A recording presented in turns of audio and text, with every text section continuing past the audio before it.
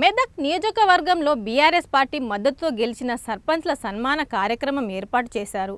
ఈ కార్యక్రమానికి మాజీ మంత్రి హరీష్ రావు ముఖ్య అతిథిగా హాజరై గెలిచిన సర్పంచ్లను సత్కరించి అభినందించారు. ఎప్పుడైనా ఏ రాష్ట్రంలోనైనా రూలింగ్ పార్టీ సర్పంచ్లు 80 నుండి 90% గెలుస్తారు.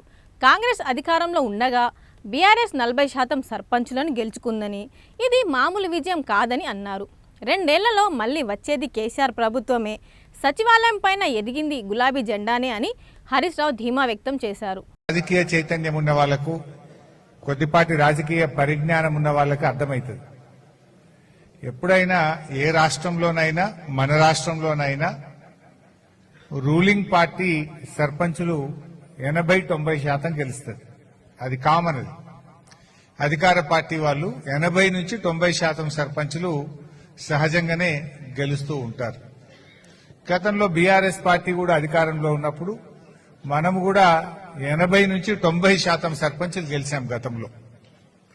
కానీ ఈసారి కాంగ్రెస్ అధికారంలో ఉంటే బీఆర్ఎస్ పార్టీ దాదాపు 35 నుంచి 40% సర్పంచులు గెలిచింది. తక్కువ కాదు, 4000 సర్పంచులు బీఆర్ఎస్ పార్టీ గెలిచింది. 4000 అంటే మామూలు మాటనా? అంటే ఇది దేనికి సంకేతం? ఒకవైపు రేవంత్ రెడ్డి కాలుకు బల్పం కట్టుకున్నట్టు తిరిగిండు.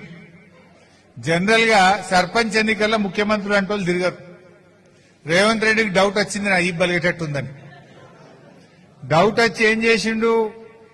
ఎన్నికల కోడ్ను ఉల్లంఘిస్తూ జిల్లాకు పోయి మహిళా సంఘాలలో పిలిపించుకొని దీనికి కొబ్బరికాయ కొడుతున్నా, దానికి కొబ్బరికాయ కొడుతున్నా, ఇది శాంక్షన్ అయిపోయింది, అది శాంక్షన్ అయిపోయింది అని ఊరిచ్చి మాటలు చెప్పి గల్లీ రేవంత్ రెడ్డి తిరిగితే కూడా జనము బండకేసి కొట్టిండ్రు.